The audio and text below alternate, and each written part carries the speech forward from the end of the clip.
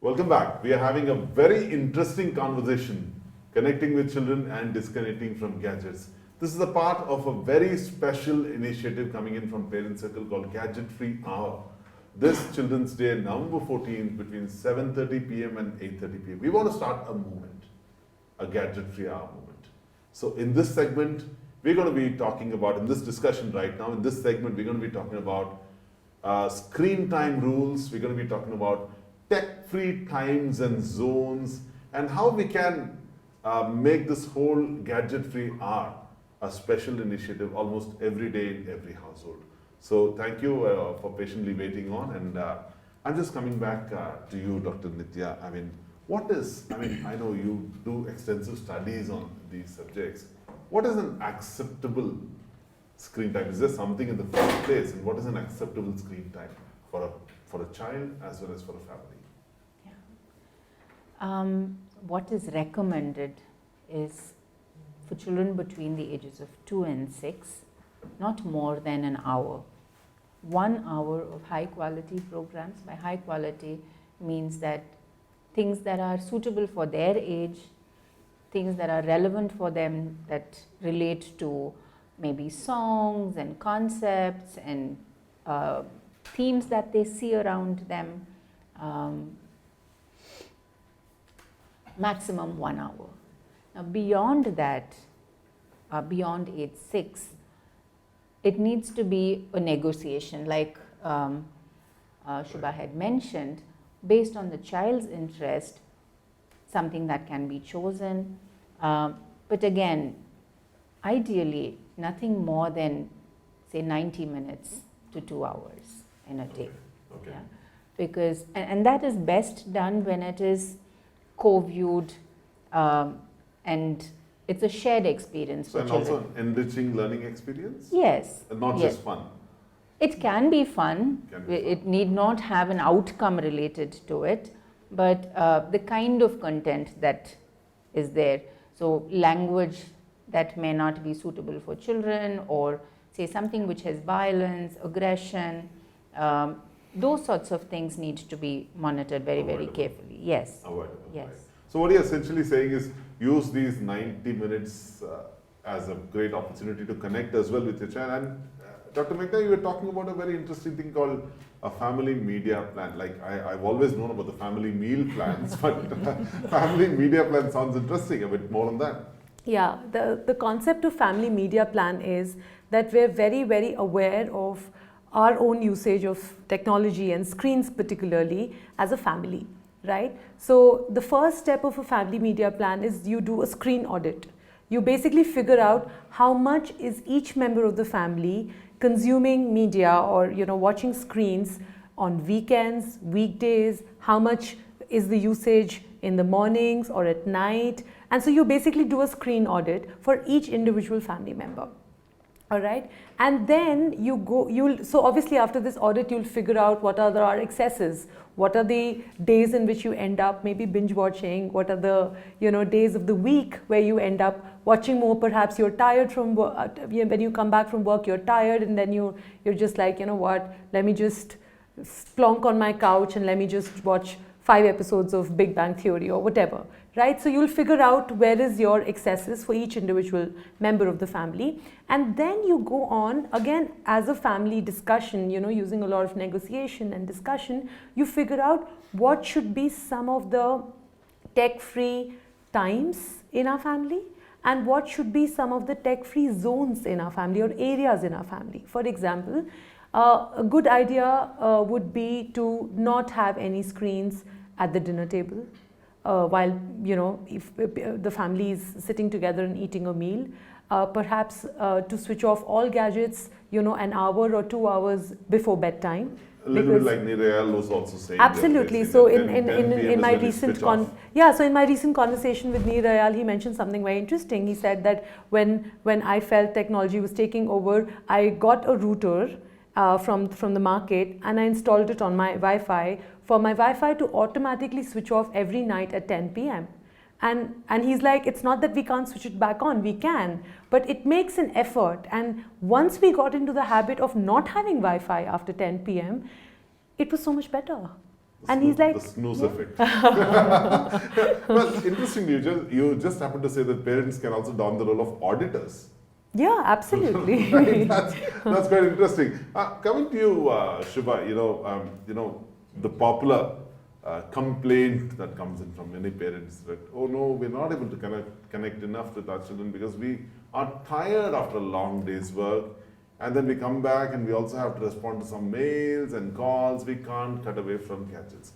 You see that as a realistic challenge or something they can maneuver around? So it also depends on how you see a situation. So it can be a problem or it can be an opportunity. So one thing is to understand what is it that motivates you towards something.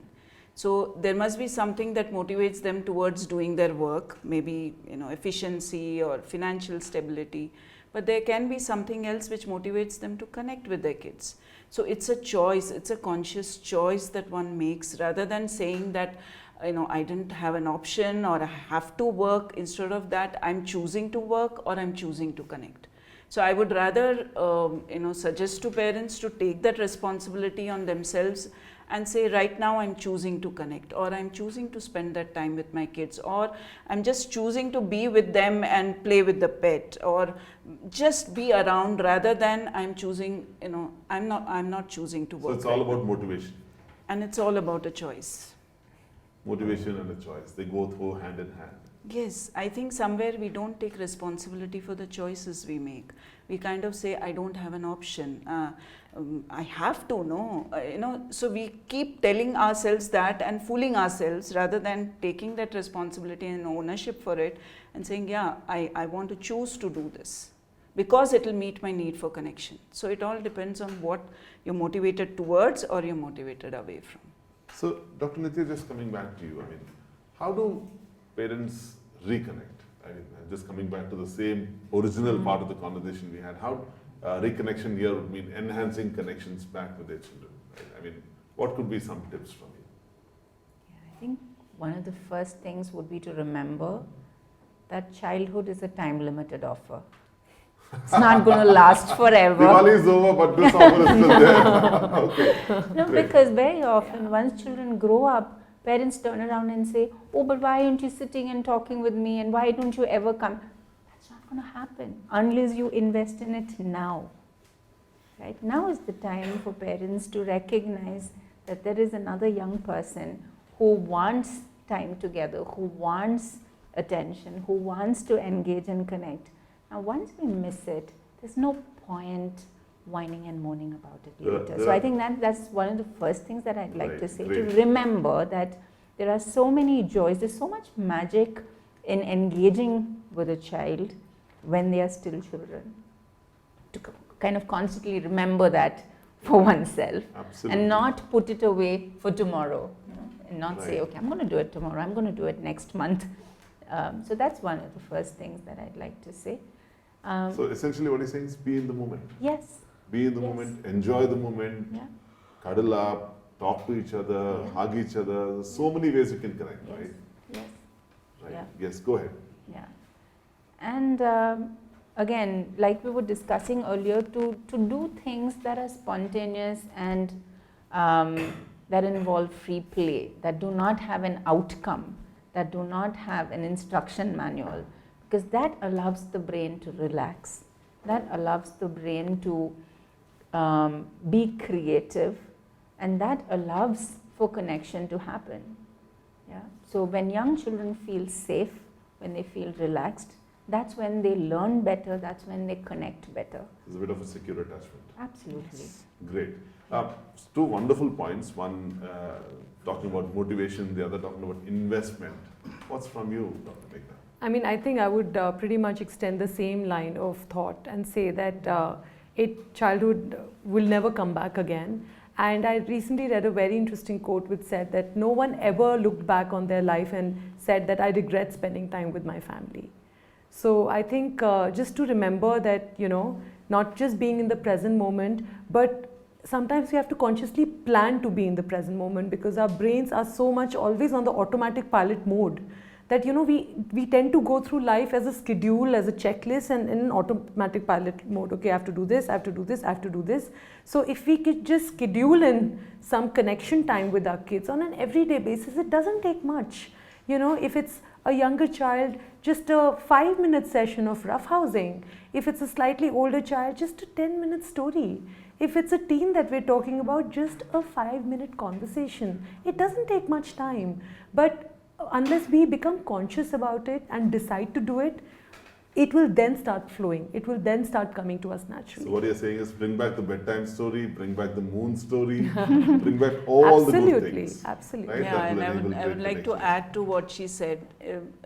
We have a concept called family time. So it's just about being together in a room with the pet, with my daughter right now. My son is in college. So it's just about spending that time together. Even if we are reading a book, she is reading a book, whatever it is, we just talk a little, we might sing a song, or we sometimes she enjoys listening to, she says, Amma, what did you do when you were younger? Give me one, funny story or something like that. So she's 15, 16 almost, and she's still needing that connection. So I can imagine children much younger definitely need it. And if we can keep that connection going, so whatever is happening in their life, at least they can come back to us. Otherwise, it will be, What you looking just for said is something also else. in many ways what Parent Circle's Gadget Free Hour initiative is all about. We're just urging parents this November 14th, 7:30 p.m. to 8:30 p.m. disconnect from gadgets and do nothing. Sometimes do nothing, and you realize you've done so many things, right? I know, like you just mentioned, we're not trying to say do nothing, but technically that could be a time you use to do so many things just to be with your child. So your take on that? Yeah. Why it's important to have such initiatives? Like Dr. Meghna was saying, we're so on autopilot, so much on autopilot with technology without even realizing how much it has penetrated our life. And an initiative like this would be useful in creating a wedge to say, okay, I'm being mindful, I'm being conscious that during this time I am going to put away things. And that will help forming a habit where there is none. There are many families where there are already these habits, but where there is none, this will help initiate that habit and say, yes, we can put away things for a while and see how we can spend time with each other. So as much as getting to gadgets was about habit formation, getting away is also equally in habit Yes. formation, right? Yes. Okay, Dr. Meghna.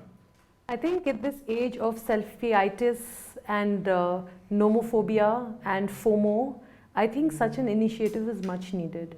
Wherein every push notification, every little beep on our phone will alert our mind to, oh, I've got an email, oh, I've got to check a message, oh, maybe my picture got a like.